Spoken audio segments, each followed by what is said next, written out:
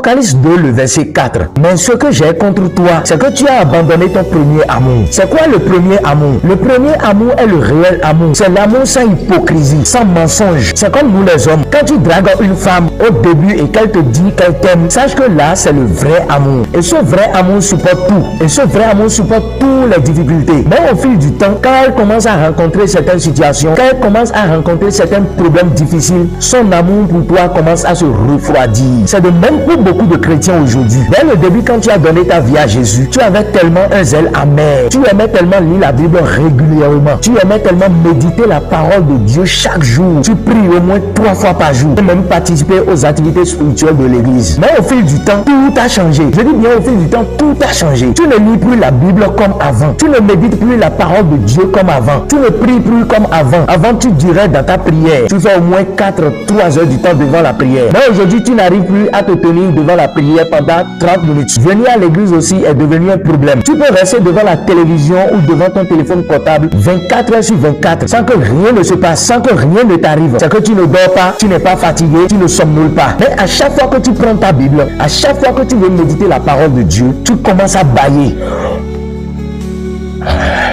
Et tu sens tellement la fatigue. Et à peine 5 minutes, tu abandonnes. À chaque fois que tu veux prier, c'est le sommeil. C'est une fatigue. Tu te sens très fatigué. Et la seule prière que tu fais avant de dormir, Seigneur, merci, protège-moi.